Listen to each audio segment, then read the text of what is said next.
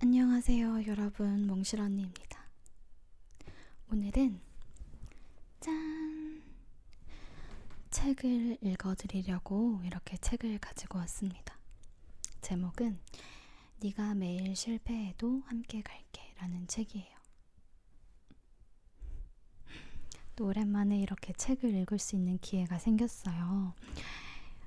끌레마라는 출판사에서 정말 감사하게도 책을 보내주셔서 여러분들한테 책을 읽어드릴 수 있는 기회가 생겨서 이렇게 책을 읽어드리려고 합니다. 오늘은 이렇게 속닥거리는 속닥거리는 소리가 아니라 진성으로 지금처럼 진성으로 책을 읽어드리려고 해요.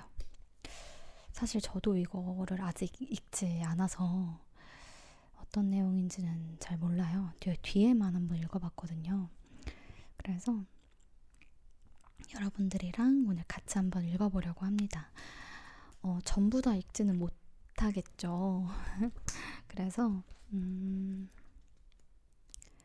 1장, 2장, 3장, 4장 이렇게 나눠져 있는데 많이 읽어드릴 수 있게 된다면 1장까지 읽어드릴 수 있을 것 같습니다. 그러면 저는 늘 그래왔듯이 여기 뒤에부터 한번 읽어드릴게요. 책을 읽으면 잠이 오는 게 저만 그런 게 아니잖아요. 들으시다가 잠이 오시면 그대로 푹 주무시면 됩니다. 저도 제가 읽으면서 잠이 올까봐 걱정이에요. 그러면 뒷부분부터 읽어드릴게요. 가장 소중한 사람에게 우울증이 찾아왔을 때 우리가 할 수 있는 최선은 무엇일까요? 아이가 아플 때 차라리 내가 아프면 좋겠다는 부모들의 말을 나는 이 책을 읽으며 마음으로 이해했다. 어두운 방에서 고개를 무릎에 묻은 채 울고 있는 딸에게 엄마가 할 수 있는 일은 괜찮아, 계속 실패하는 게 인생이야 라고 말해주는 것밖에 없지 않을까? 지숙 씨와 서연 씨는 오랜 시간 사랑과 상처를 동시에 주고받아왔다. 서연 씨는 엄마의 마음에 들고 싶어 반듯한 상자 안에 자신을 구겨 넣다 아픈 적이 많았고, 지숙 씨는 그런 딸이 안쓰러워 모진 말로 상처를 주기도 했다. 두 사람은 다신 안 볼 것처럼 다투기도 했지만 오래도록 냉담하게 굴지는 않았고 멀어졌다가도 이내 되돌아왔다. 서로가 최후의 보루이자 안전한 본루였기 때문이다. 서연 씨는 자신이 매일 실패해서 미안하다. 지숙 씨는 그 실패의 길에 기꺼이 동행한다. 이들의 실패는 무사람이 말하듯 뜻한 대로 되지 않아 이를 그르치는 과정이 아니라 그르치면서 생기는 접점으로 조금씩 넓어지면서 환해지는 여정이 아닐까? 그러니 이 여정은 안타깝지만 애틋하고 때때로 눈부시다.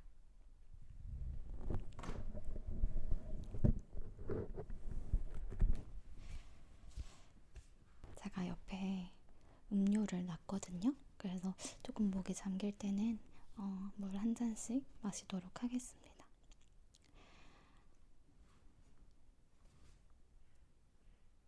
그러면 처음부터 읽어볼게요. 1장.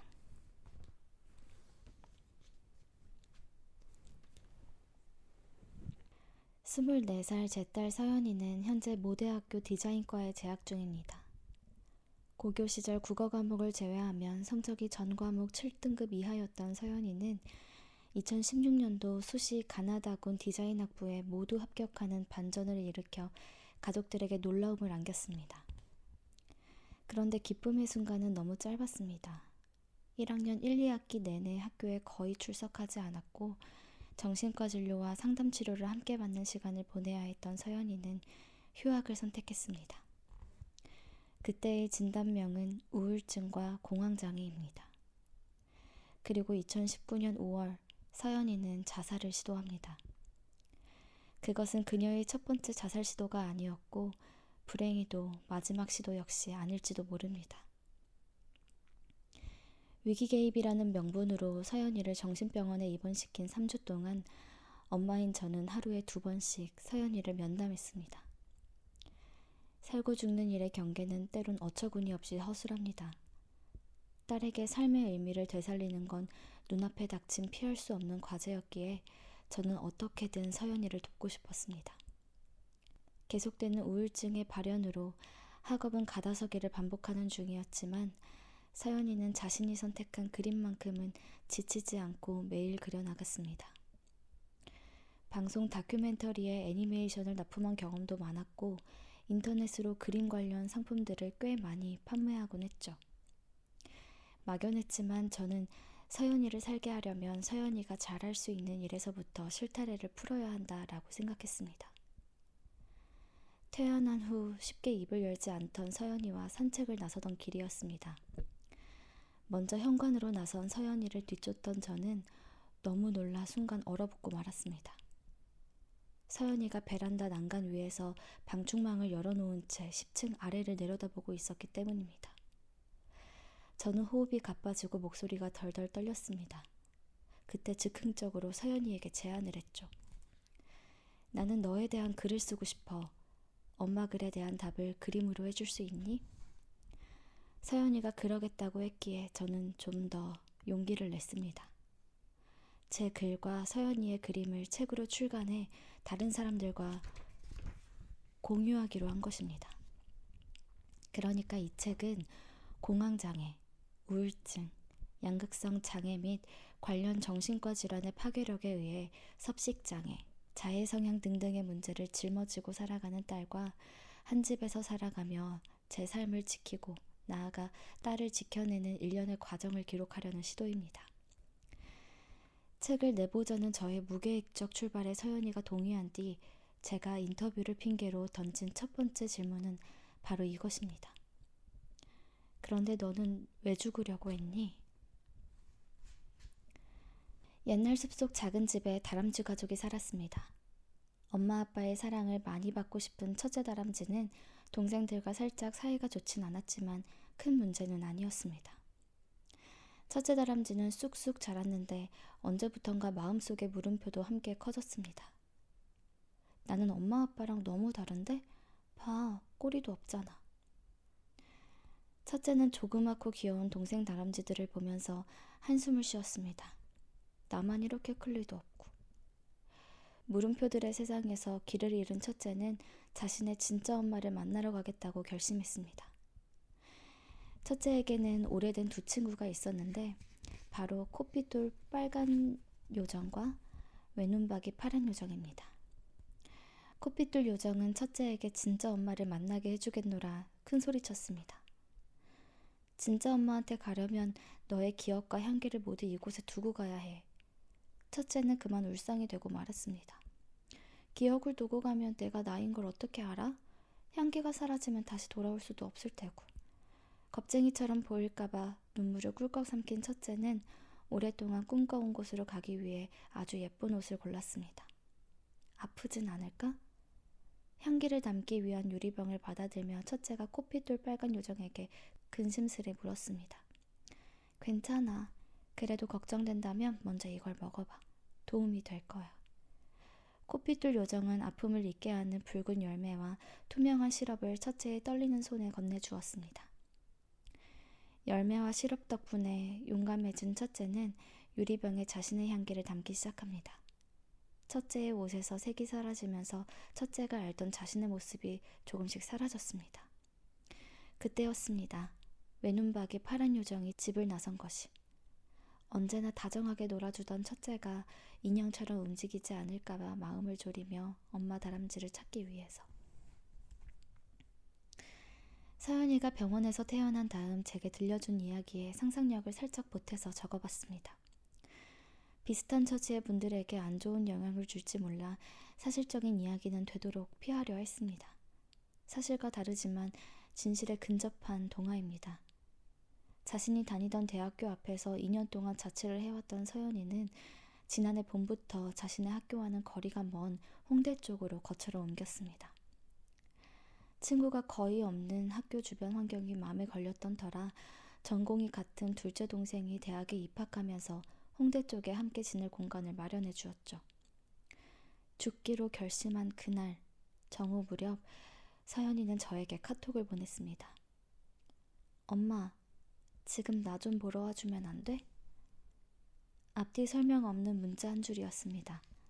무시하고 넘길 문자 메시지가 아니라는 건 경험과 직감으로 알았죠. 서연이는 홍대 앞으로 거처를 옮긴 뒤 동생과 자취집에서 자주 다퉜습니다.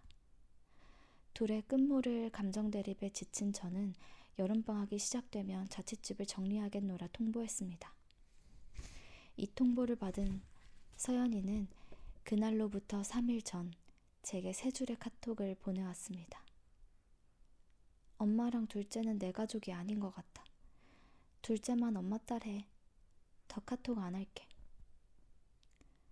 더는 카톡을 안 하겠다던 서연이가 3일 만에 나를 보러 오라는 절박한 문자를 보낸 데는 이유가 있었을 텐데 저는 순순히 묻지도 따지지도 않고 달려가지는 않았습니다. 갈 순 있지만 이유는 알고 가고 싶다고. 정말 중요한 일인 거냐며 연신 카톡을 보내고 전화를 했습니다. 서연이는 그 뒤로도 답이 없었고요. 전화나 카톡으로 불쑥 엄마의 안부를 묻고 만나기를 청하는 서연이의 방식이 낯선 것은 아니었기에 어쩌면 그냥 지나쳤을지 모릅니다. 그런데 왠지 그날은 모른 척할 수가 없었습니다. 외눈박이 파란 요정의 외침이 절실했던 걸까요? 남편에게 서연이의 자취방에 가보라고 청하고는 저도 서둘러서 택시를 잡아 탔습니다. 결국 부모로 살면서 평생 다시 보고 싶지 않은 장면을 남편이 저보다 먼저 보았습니다. 119에 전화를 걸고 구급차에 함께 타고 병원 응급실에 도착할 때까지의 일들은 기억이 뒤죽박죽입니다. 무작위의 장면들이 두서없이 떠오릅니다. 응급실의 의사선생님은 생명에 지장이 없지만 상처가 깊고 길어서 미세한 신경들을 살리는 건 어려울 수 있다고 했습니다. 다급했지만 그래도 목숨은 위태로운 상황은 아니었는데 남편은 의사선생님의 한마디에 크게 감격하더군요. 서연이를 처음 발견한 충격이 어땠는지 느껴져서 마음이 짠했습니다. 의사선생님이 나중에 성형외과적 처치를 하더라도 흉터는 남을 것이라고 설명할 땐 저도 좀 울컥했습니다. 목동 인근 병원에서 집 근처 종합병원으로 옮긴 건 저녁 무렵이었습니다. 길고 긴 하루였습니다. 붉게 상기된 서연이는 고열에 시달리는 사람처럼 의미 없는 말들을 뱉기도 했고 돌아 누운 채 벽을 뚫어지게 보기도 했지만 종일토록 잠들지는 않았습니다. N병원 응급실에서 대면한 정신과 선생님은 서연이의 현재 상태와 과거의 병력, 그간의 사건 등에 대해 세밀하게 질문을 했고 저는 머릿속이 하얘지지 않도록 계속 숨을 고르며 제대로 답하려고 했습니다. 그날 밤으로 입원 절차를 밟았습니다. 부모도 만 20살이 넘은 딸을 마음대로 정신과에 넣을 수 없다는 건 처음 알았습니다.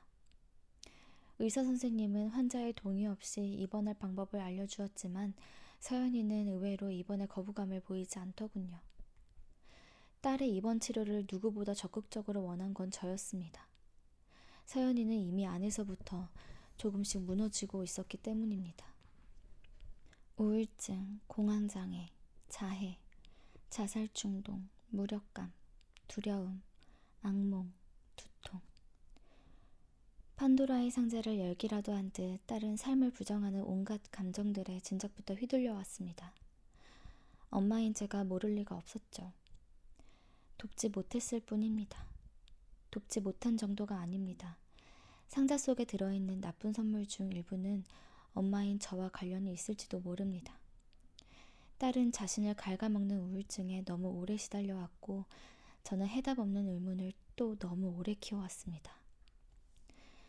죽음에 대한 고민을 남보다 이른 나이에 시작을 했고 엄마를 죽이고 싶을 만큼 미워했던 때를 지나 자신을 벌하기 위해 자해를 하고 깨어나지 않기를 바라며 잠들던 날들 뒤에 결국 죽기를 결심한 딸입니다. 매일 이런 살얼음판이면 누가 봐도 정상이 아닌 건데 엄마인 저는 못 본 척 돌아가려 했습니다. 학업, 주위의 수군거림, 성가심, 나아질 거라는 섣부른 기대, 이런 게 다 뭐라고 말이죠. 엄마의 사랑이 딸을 우울이라는 지옥에서 길어 올릴 수 있다면 세상에 어떤 엄마라도 그렇게 했을 겁니다. 저 역시 마찬가지입니다. 그렇지만 삶의 막다른 골목에 발 디딘 딸의 마음을 엄마의 사랑으로 되돌릴 수 있다고 믿는다면 저는 순진하게 짝이 없는 사람입니다. 서연이는 이미 우울에 끓는 점을 넘었기에 전문가와 그분들의 처방이 있는 곳이 안전가옥이라 판단했습니다. 우울증을 이해하려는 엄마와 견뎌야 하는 딸의 혈투는 이렇게 전환점을 맞은 셈입니다. 100만 번의 실패를 뒤로 한 채로 말이죠. 정신과 병동에서 찾은 불안한 평화. 서연이는 병원에 있는 내내 편안해 보였습니다. 원래 이랬나 싶을 만큼 말투나 표정이 부드러워 제 마음도 덩달아 쉼표를 찍었습니다. 반반이라고 생각했어. 죽으면 거기에 나는 없는 거니까 그걸로 됐고, 살게 되면 어떻게든 다시 사라질 거라고. 절반의 확률로 다시 살게 된 서연이는 오늘 병원 침상에 앉아 설문지를 작성 중입니다. 공책 크기로 몇 장에 걸쳐 채워진 질문지에는 기분이 가라앉거나 우울하거나 희망이 없는지, 자신을 실패자라고 느끼는지, 세상이 멸망할 것 같아 근심 걱정이 드는지, 누군가 당신을 따라다닌다는 생각이 드는지 등등 알아두면 쓸데가 있을지 없을지 알 수 없는 질문들이 깨알처럼 박혀 있습니다. 여러모로 머릿속이 복잡할 텐데 설문조사를 소일거리 삼은 듯 열심히입니다. 하루에 다 못 끝낼 일이라며 며칠 동안 설문지 작성에 마음을 쓰더군요. 기말고사를 남겨둔 학교에는 병가를 신청했고 2학기는 휴학으로 가닥을 잡았습니다. 2학년 봄학기와 가을학기에 이은 두 번째 휴학 결정입니다. 1학년 때는 거의 학교에 나가지 않아 학점을 챙기지 못했으니 서연이의 입학과 졸업 사이엔 뭔가 커다란 블랙홀이 생겨버린 느낌입니다. 서연이가 병원에 있는 동안 제 하루의 일정은 거의 집, 병원, 집이 되어버렸습니다. 주치의 선생님은 아침 저녁 빠짐없는 면회는 서연이의 심리치료에 도움이 되지 않는다고 하시더군요. 의존성만 높아진다는 겁니다. 그런데 딸을 병원에 두고 딱히 손에 잡히는 일도 없는 데다 2, 3분만 늦어도 엄마 어디야? 하는 카톡을 보내오는 통에 출근부에 꼬박꼬박 도장을 찍었습니다.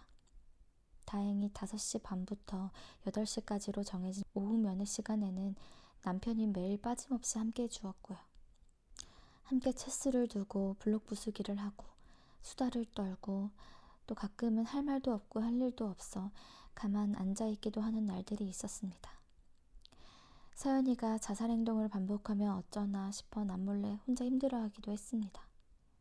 자살 시도자들은 거의 예외 없이 재시도를 한다거나 평균 10대번의 반복 끝에 실제로 죽음에 이르게 된다는 통계들은 괴담 같아서 듣고 싶지 않았습니다. 그렇지만 서연이가 병원에서 보낸 3주 동안 규칙적으로 먹고 자고 깬 것은 커다란 수확이었습니다. 안정된 수면 패턴은 많은 부분에 긍정적인 효과를 가져왔고요. 아침에 맑은 얼굴로 깨어있는 딸을 본 게 도대체 얼마만인지 신기할 정도였습니다. 게다가 의료진들이 약물 상담, 심리치료 등 여러 면으로 돕고 있으니 아무래도 스트레스가 덜했던가 봅니다. 한 번은 서연이가 느긋한 표정으로 이러더군요. 엄마, 여기 있으니까 어지간한 건 다 사소하게 느껴져. 왜 고만한 일에 그렇게 힘들어했나 몰라. 병원 환경이 주는 안정감과 수면 패턴의 긍정적인 변화로 큰 문제 없는 시간을 보내던 서연이가 살짝 삐걱거린 건 이번 2주차에 접어들면서입니다. 빈혈이나 간헐적 두통도 문제였지만 더 큰 문제는 섭식장애였습니다. 서연이는 그 무렵 의식적으로 음식을 새 모이처럼만 먹었습니다. 담당 선생님이 이걸 눈치 못 챘을 리 없고 급기야 서연이는 그날 먹은 음식의 양을 일지에 빠짐없이 기록해야 했습니다.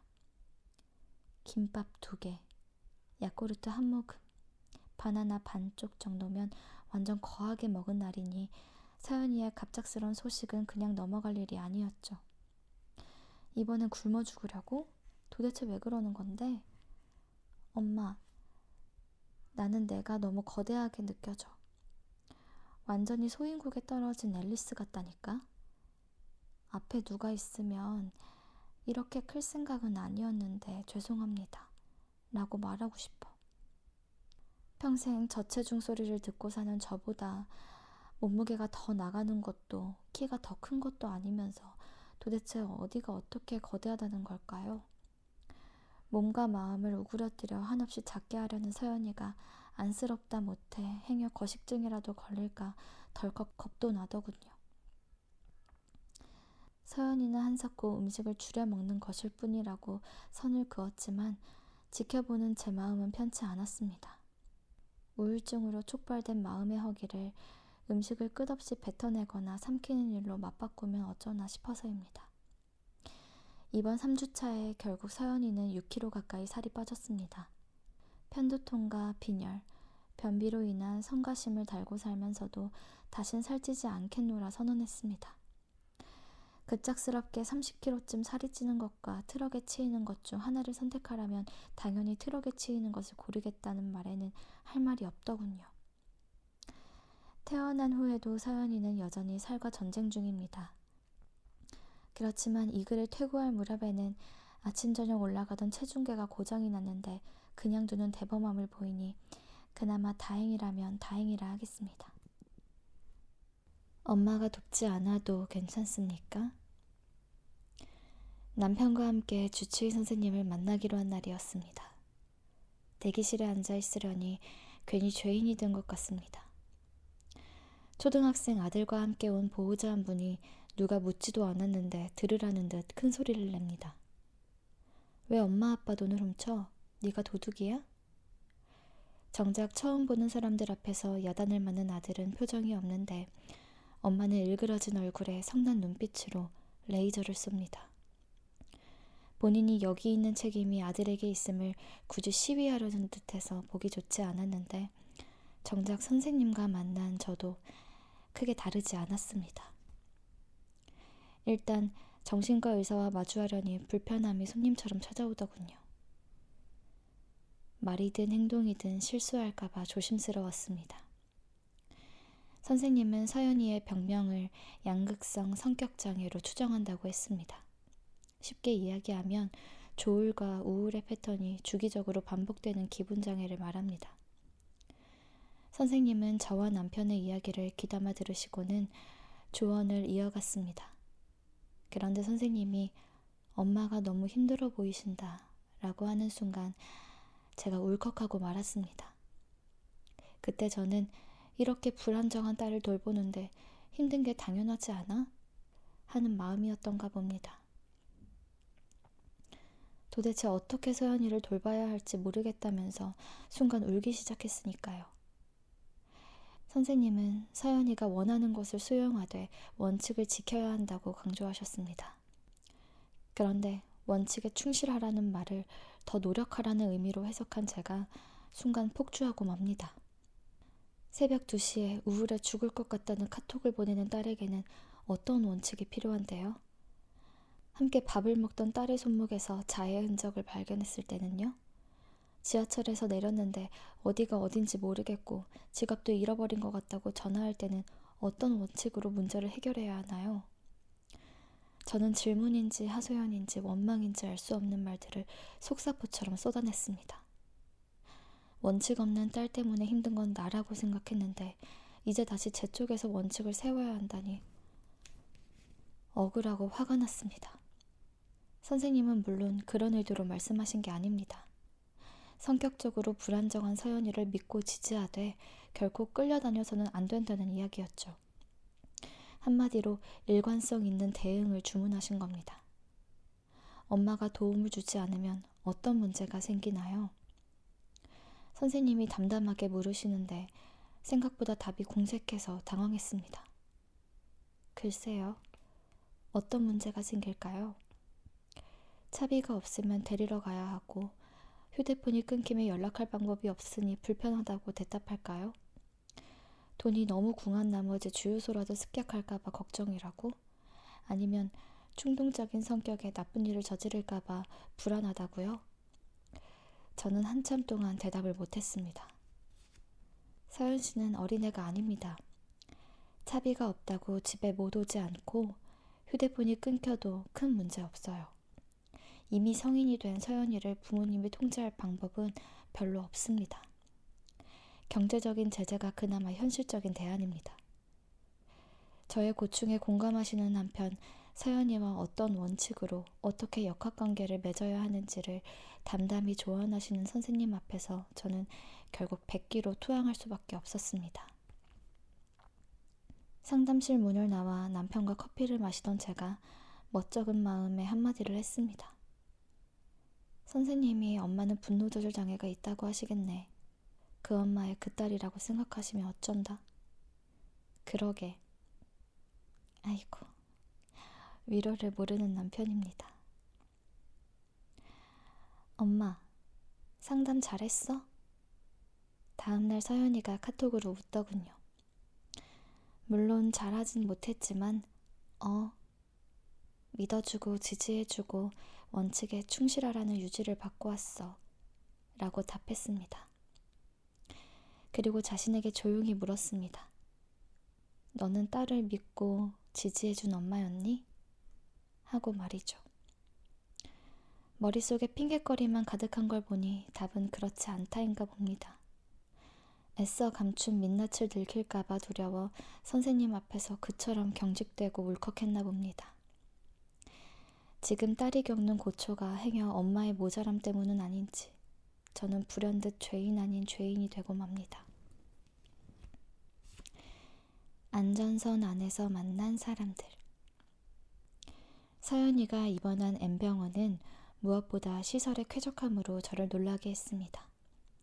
노래방에 탁구대를 포함한 운동시설은 물론 작은 도서관도 운영 중인 데다 환자들은 음악이나 미술 수업에도 편하게 참여할 수 있더군요.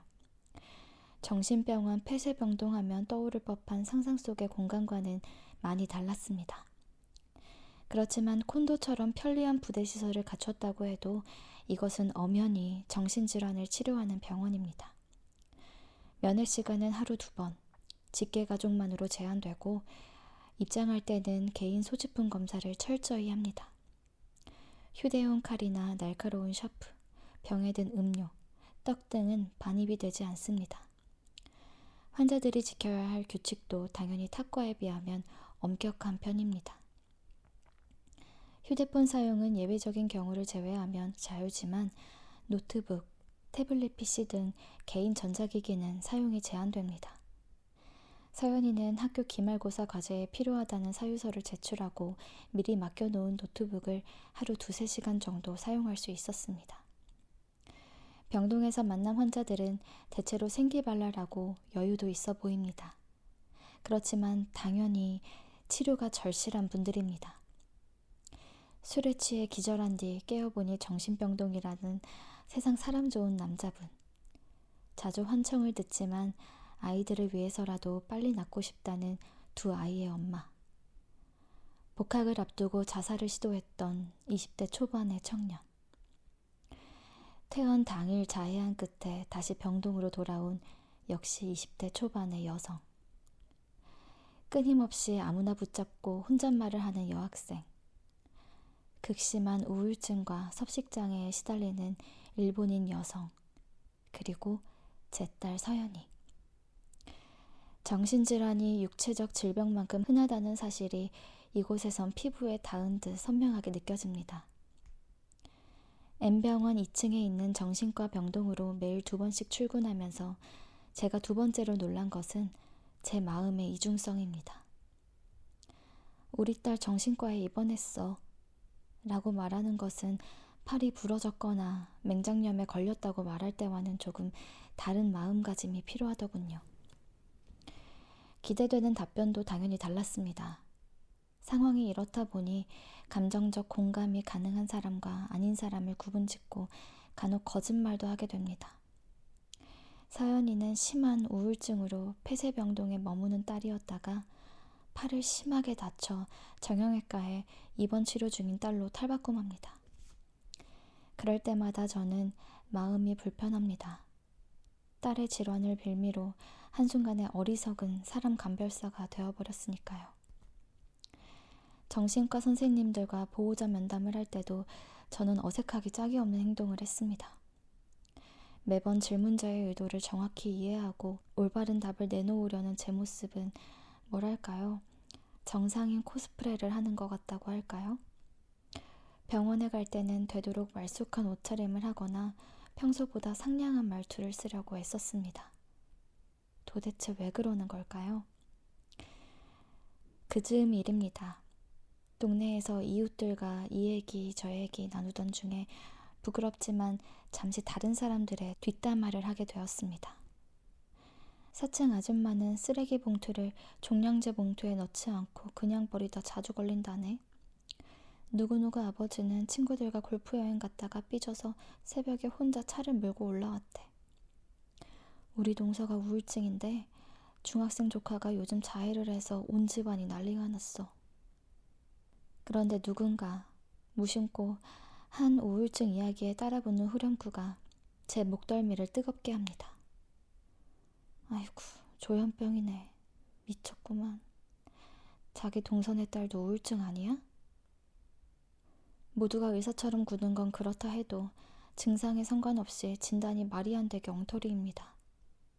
누가 듣더라도 성격이 조금 까칠한 정도인데 말끝마다 정신병자네, 우울증이네 하고 추임새를 넣으니 이런 상황에서 우리 딸이 진짜 우울증이어서 아는데 하는 소리는 절대 하고 싶지 않습니다. 연예인을 포함한 유명 인사들이 우울증과 공황장애 경험담을 공유하기 시작하면서 정신건강에 관련한 인식이 많이 좋아졌다고 합니다. 그렇지만 현장에서 체감하는 현실은 솔직히 조금 다릅니다. 타인의 우울증은 진심으로 위로하지만 내 자식이나 배우자 혹은 본인의 정신 문제는 여전히 피하고 싶고 감추고 싶은 골칫거리일 뿐입니다. 성격이 조금 모났을 뿐인 타인들을 정신병자라고 싸잡는 것도 사실 선을 그었기에 가능한 험담이라고 생각합니다. 남편과 저만 해도 서연이의 입원 사실을 시댁 식구 누구에게도 말하지 못했습니다. 걱정을 덜어드리려는 마음 한구석에 서연이에 대한 편견을 만들기 싫어서입니다. 연로하신 부모님께 마음의 감기 같은 말을 해봐야 제정신을 놓은 손녀 때문에 상심하실 게 뻔하니까요. 딸의 우울증을 이해하는 건 생각보다 복잡하고 고통스러운 일입니다. 저 같은 평범한 부모 입장에서는 사회적 편견이나 주변의 수군거림까지 감당할 여력이 없다 보니 정신질환에 대한 따뜻한 시선이 필요하다는 말이 공연불이 아니기를 새삼 바라게 됩니다. 국가대항 축구 시합이 열리던 밤, 서연이는 병동 식구들과 함께 모여 응원의 시간을 가졌다고 합니다. 누군가 장만해 놓은 뻥튀기를 나눠 먹으면서 말이죠. 모두 저마다의 질환을 치료하기 위해 모인 이들인데 옹기종기 모였을 땐 그저 사랑방 이웃일 뿐이라고 서연이는 말합니다. 솔직히 제가 딸의 우울증을 조금 편안하게 받아들일 수 있게 된 건 병동에서 만난 환자분들 덕분이기도 합니다. 물론 정신과 병동에 고작 3주간 출입했다고 정신질환에 대한 크나큰 인식 변화나 식견이 생겼을 리 없죠. 그렇지만 제 마음속의 편견을 조금이나마 내려놓는 계기는 된 것 같습니다. 사회에서 존경받고 누구나 닮고 싶은 유명인들도 걸려 넘어지는 질환인 걸 떠나서 우울증은 나와 별로 다르지 않은 이웃, 친구 같은 사람들이 걸리는 흔한 감기라는 생각을 실제로 하게 됐으니까요. 감기가 낙인이 아닌 것처럼 우울증도 치료해야 할 질환일 뿐입니다. 퇴원, 다시 집으로. 이번 3주째에 접어들었을 때 자가격리 생활에 별 불만이 없던 서연이도 살짝 좀이 쑤신 듯 했습니다. 노래방에서 가끔 시간을 함께 보내던 또래 2명이 퇴원하고 나니 더 그랬습니다. 엄마와 함께하는 시간도 마냥 좋은 건 아닌 눈치입니다. 하긴 영화며 책 이야기, 누군가의 뒷담화는 물론 실없는 수다까지 시시콜콜 나눴지만 재미가 지속되진 않았습니다. 또 좀처럼 늘지 않는 탁구며 체스도 그 무렵엔 땡깡 맛이었습니다. 하루 4시간 동안 한정된 공간에서 할 수 있는 일은 참 거기서 거기더군요. 나름대로 죽느냐 사느냐의 커다란 문제를 부여잡고 왔는데 끝의 싱거움이 다행이라면 그나마 다행입니다. 이번 생활을 보름을 넘길 무렵 의사 선생님은 하룻밤 외박을 권하셨습니다. 환경의 변화를 미리 경험한 뒤 서연이의 적응도를 살펴보자는 이야기였죠. 만 24시간 외박에 나선 서연이는 진단서를 제출하기 위해 학교에 들렀고 남은 시간에는 손님 없는 극장에서 저와 함께 영화를 보았습니다. 날씨가 점차 더워지고 있었지만 서연이는 극구 긴 소매 옷을 고집하더군요. 손목에서 팔꿈치까지 동여맨 붕대가 아무래도 마음에 걸렸던가 봅니다. 환자복일 땐 몰랐습니다. 사복을 입으니 몸에서 덜어진 6kg가 크게 다가옵니다. 제 눈엔 절에서 걷기나 하겠나 싶은데 딸은 가벼워서 날아가겠답니다. 한 달여의 입원 생활을 마치고 퇴원하던 날 주치의 선생님과 다시 마주 앉았습니다. 선생님은 현재 서연이가 뚜렷한 조증이 나타나지 않은 상태이기에 최종 진단명을 우울증으로 본다고 하셨습니다. 그리고 앞으로 어떤 태도로 우울증을 대해야 하는지 말씀하셨습니다. 학교에 복학하고 상담을 마무리하고 약물을 끊어도 평온한 상태가 유지되는지 꾸준히 지켜봐야 됩니다. 우울증의 원인을 전부 알 순 없지만 약물을 통해 안정적인 상태를 유지하는 건 얼마든지 가능합니다. 선생님은 우울증이 언제든 재발하는 면역 없는 질병이니 섣불리 약을 끊어서는 안 된다고 특히 강조하시더군요. 서연이는 주치의 선생님과 2주에 한 번, 전공의 선생님과 1주에 한 번씩 만나는 약속을 뒤로하고 병원 문을 나섰습니다. 의료진은 물론 환자들도 모두 내 편 같던 병원을 떠나 집으로 가려니 어쩐지 고립낙원에 발 딛는 기분이 들었습니다. 병원에서 집으로 단번에 공간 이동을 하고 싶지 않은 데다 퇴원도 기념할 겸 서연이가 좋아하는 중국집에 들렀습니다. 병원에선 먹는 거라면 그리 질색하더니 어쩐 일로 마라샹궈와 탕수육에 밥까지 시키더니 모두 먹겠노라고 큰 소리를 치더군요. 저는 맵고 짜고 시고 달콤한 인생의 맛을 5배쯤 부풀려 놓은 듯한 북경식 볶음 요리에서 건두부를 꺼내 딸에게 건넸습니다. 그리고 마치 주문처럼 간절한 마음을 담아 말했습니다. 서연아, 이거 먹고 다시는 그런 데 입원하지 말자. 오랫동안 자취를 해왔던 서연이는 가족과 함께 생활하는 공간으로 돌아왔습니다. 서연이는 어떤 기분이 들었을까요? 미리 동의를 구하긴 했지만 동의하지 않았어도 어떻게든 서연이를 집으로 데려왔을 겁니다. 퇴원하면서 받아든 서연이의 진단서를 꼼꼼히 다시 들여다봅니다. 우울증은 혼자 찾아오지 않았습니다. 상세불명의 철 결핍 빈혈, 불안 상태 외에도 서너 가지의 질환들이 복병처럼 함께 매복 중입니다. 딸을 힘들게 하는 골칫거리들을 진공청소기로 싹 쓸어버리고 싶습니다. 우울증은 이래저래 고약합니다. 도대체 언제 시작되고 언제 끝날지 모를 깜깜이 질병인 것도 그렇습니다. 전문가도 완치를 선언하기 어렵고 본인도 종결을 주장하기 어렵습니다. 언제 끝날지 모를 딸의 병가를 맞아 불안 반 결기 반의 마음으로 배수진을 쳐봅니다. 다 잘 될 거라는 최면 한 스푼이 필요한 그런 날이었습니다. 병원에 있었던 날들은 지구로부터 멀리 떨어진 곳에 숨어있는 듯한 기분이었다. 거의 아무 일도 일어나지 않아서 마음이 놓였다. 나처럼 아픈 사람들이 함께 있는 곳이 좋았다. 할 수만 있다면 학교로부터, 집으로부터, 그리고 사람들로부터 멀어지고 싶었다. 멀리.